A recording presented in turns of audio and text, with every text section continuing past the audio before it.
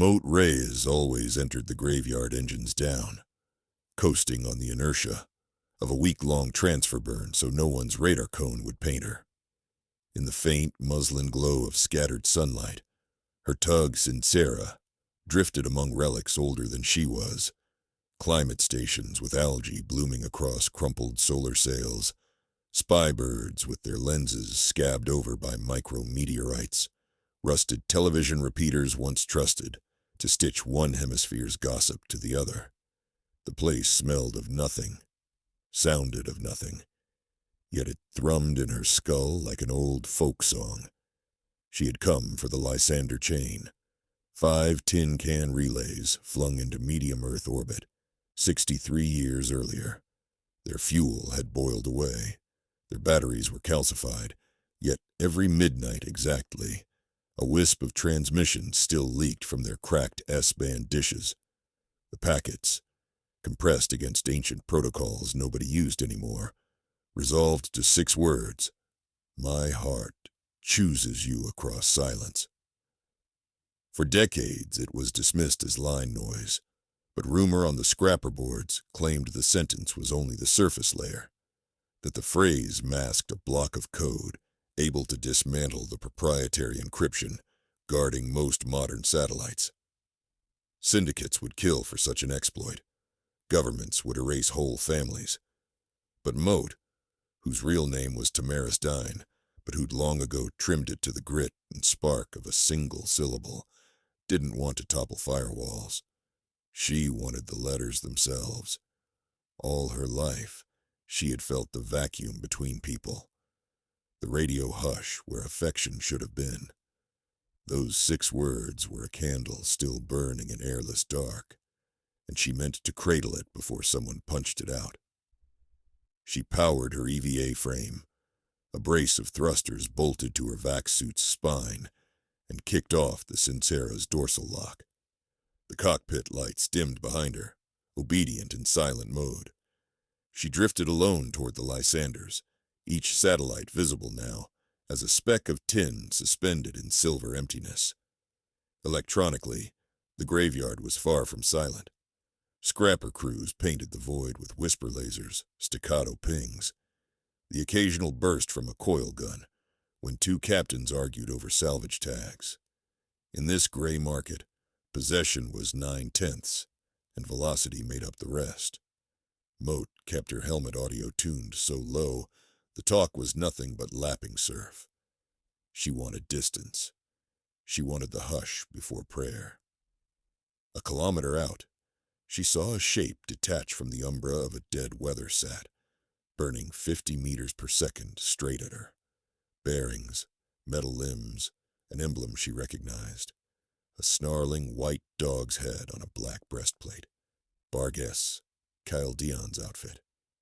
She sighed, touched the stud for her suit mic. "Kyle, you know there's space enough for all of us." His voice answered, lacquered smooth. "That's a poetic thought, Reyes. Shame there's only one chain." She spun the thrusters, shedding relative velocity, and anchored her mag boots to the stern of one Lysander. The hull creaked under the sudden mass. The satellite's paint had blistered off in flower petals, revealing rivets and scarred steel. She ran her glove along the surface. Something in her chest fluttered with the intimacy of the gesture, touching the artery of a long-dead messenger. Cale's frame flashed by, then braked. He planted himself opposite her. 2 other bar guests bracketed the relay's equator, weapons drawn. Electric bolus, cable-tethered harpoons, meant to pierce a suit and yank the body back for ransom or retrieval. "1-on-1, Cale proposed, tilting his helmet. "Old rules. Winner takes the code and the can. Loser goes home breathing, provided they keep their word." Moat knew better than to trust a bar guest's promise, yet duel etiquette held power out here. A violation would tarnish Cal's reputation. Buyers got nervous when merchandise came trailing stories of blood. "Fine," she said. She slipped her plasma cutter from its thigh mount and ignited the pilot arc, a faint lavender tongue. Kale drew a collapsible stun staff, tungsten rods telescoping with mechanized grace. They drifted, mere centimeters between combat and the abyss. The duel began with a subtle twitch, thruster flare, boot release, the briefest flex of legs. They bounded across the Lysander's skin, suits colliding, tools sparking. In low gravity, momentum made fists slow but unstoppable. The trick lay in angling deflection rather than choking it. Moat caught the stun staff on her cutter's guard, rolled her torso to bleed off his force, and jetted sideways. Kale rebounded, using the impact to spin around the relay's axis. Their breaths rasped loud in the helmet mix. She counted heartbeats. Steady, steady. Her father, back on Baguio Station, had taught Eskrima before a faulty airlock took him, and she possessed his rhythm. Kale fainted high. She ducked. His boot magnets clamped and released so quickly, the noise sounded like sleet. He came from beneath now, trying to shear her lifeline. The slim, glowing tether, offering emergency retrieval to the Sinchera. She jerked it loose herself, a voluntary sever, leaving her unconnected to anything but stars. "Brave," he said, laughter misting his visor. "Or terminally lonely." "Both," she replied, and triggered her suit's cold gas jets. The sudden vector spun her 90 degrees. She caught his ankle with the cutter's insulated spine, wrenched, and felt a pop through metal. Joint servos stripped. His orientation drifted uncontrolled. He snarled, firing a microflame to counterspin. Moat could have finished him, but the Lysander's midnight tick was seconds away, and she wanted to listen. She pivoted to the dish, unsheathed a diagnostic wand, and stabbed it fractally into the open port. Data spewed across her visor. Carrier wave, modulation, bit checksum. Beneath it all, hidden like a ghost in a crypt, came the message. "My heart chooses you across silence." She had always heard the recording, but never so intimately. The actual prime voice unsquashed by later relays. It was richer, tremulous, undeniably human. A woman speaking from the year 2093, to someone somewhere who never answered. She nearly forgot Kale until the stun staff's crackling tip sizzled across her shoulder blade. Her suit screamed hazardous breach. Nano-sealant foamed. She clenched jaw, suppressed blackout static, turned, and smashed her thruster pack against his visor. Polycarbonate crazed into white spiderwebs. He recoiled. "Call your dogs off," she said. He hesitated, reading whether she would murder him. He saw at last that she wouldn't. That was his edge. "Shoot her lines," he barked. The two bar guests launched harpoons. Cables hissed. One struck the Lysander's dish, fragmenting it. The other zipped past Moat's hip. She vented propellant, scooting beyond reach. That dish, shattered, meant tonight's transmission would disperse to vacuum. Maybe ended for good. A grief like vertigo stabbed her. She set her cutter to full, touched the hull. It parted like melting ice, revealing spaghetti wiring, crystallized coolant. She dove inside the cavity. Metal ribs scraped her suit as she wormed through, following a memory of blueprint downloaded during the long transfer burn. Her pursuers could not fire inside. A penetrator round might detonate the ancient battery. In the satellite's core, she found the solid-state memory canister.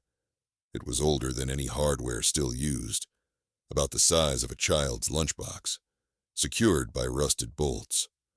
Around it, printed in Jetsons-era optimism, was the faded emblem of the Global Post Office Orbital Division. She detached the unit. Yellowed captain tape tore loose with a sigh. She patched the canister to her HUD. A prompt in green ASCII greeted her.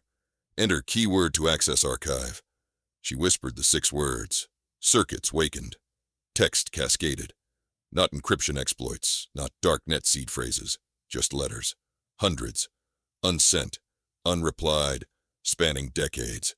Some short, some epic. All addressed. To my darling who waits among the spheres. Voice logs followed. Broken singing. Jokes.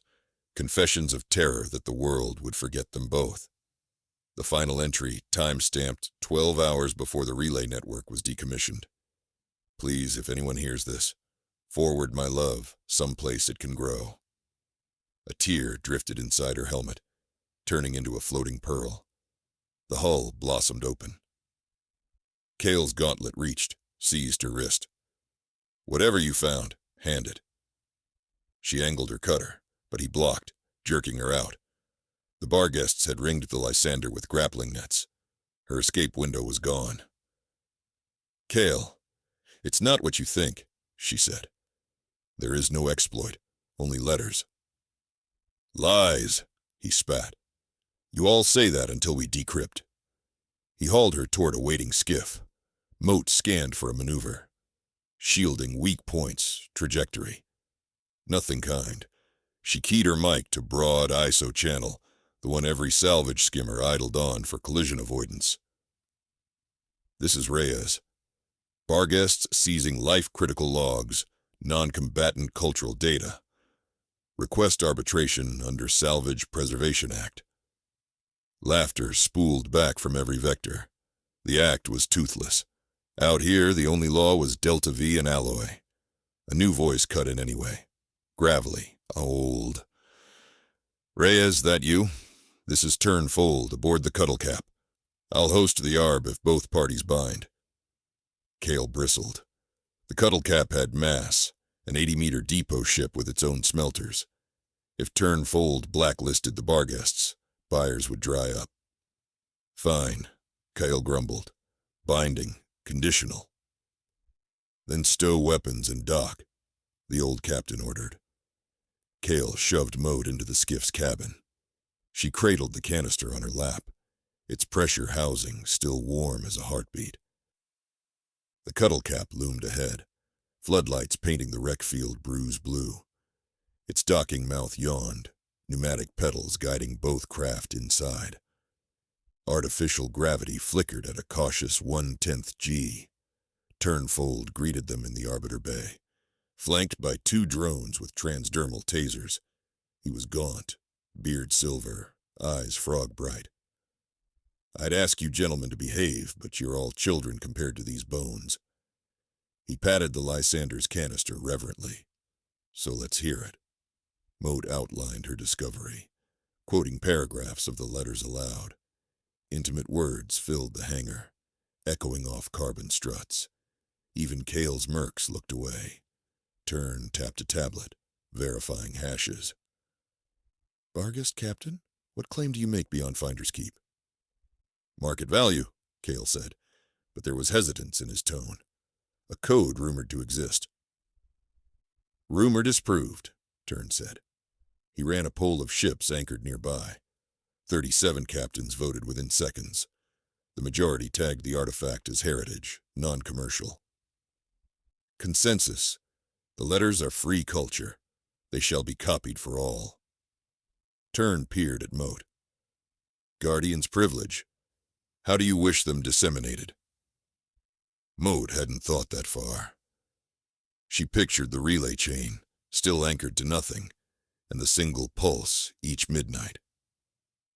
Rebuild the beacon, she heard herself say. Let the letters keep broadcasting.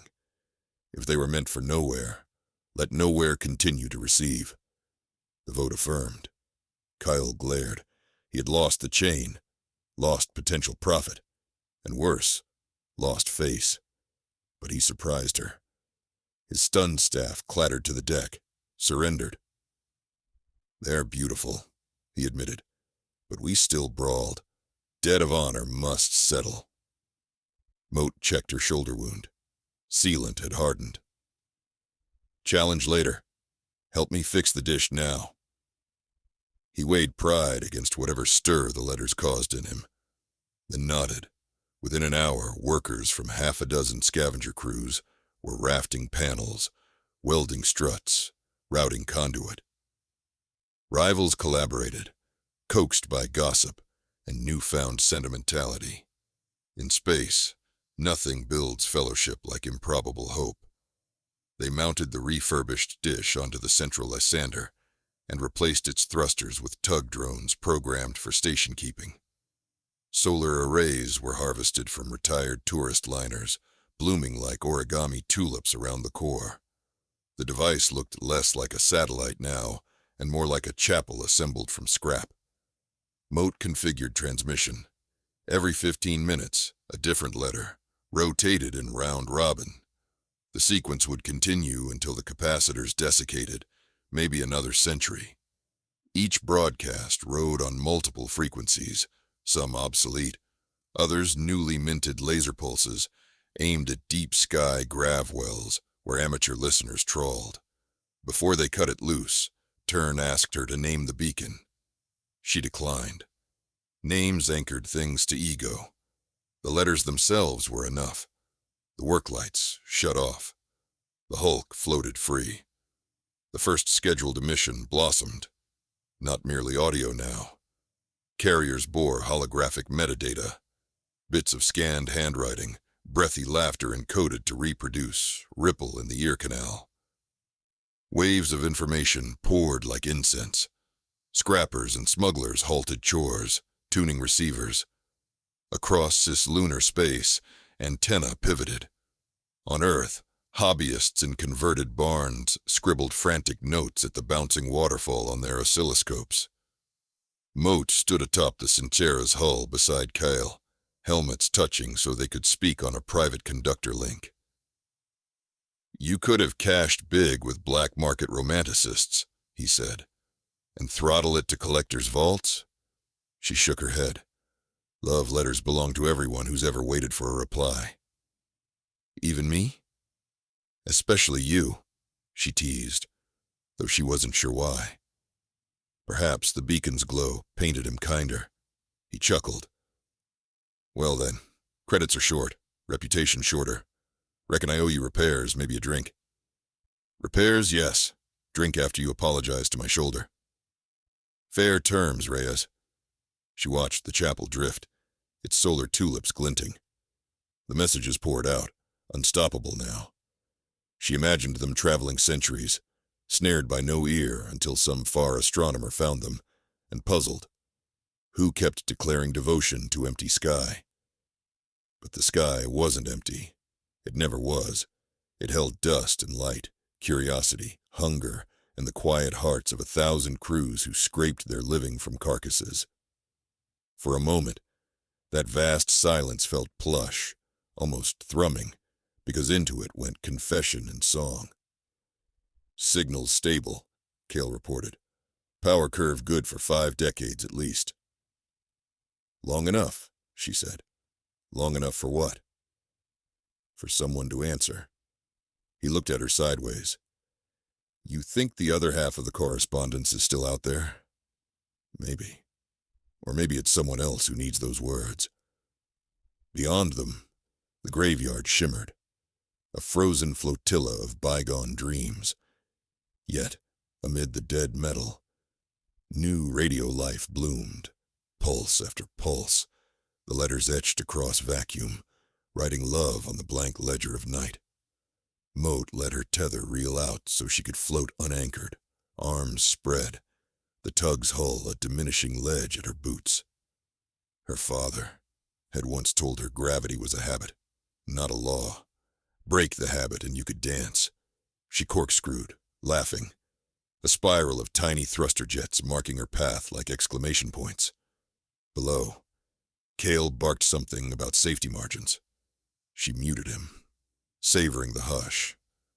Through faceplate glass she watched the beacon wink, a lighthouse stitched of junk, and felt, maybe for the first time, connected. Not by cables or protocols, but by a story she now served as steward. The letter playing on the common band was short, girlish. "I baked a cake today. You'd laugh at how it floated apart when I tried to ice it." Crumbs everywhere. Still tasted of home.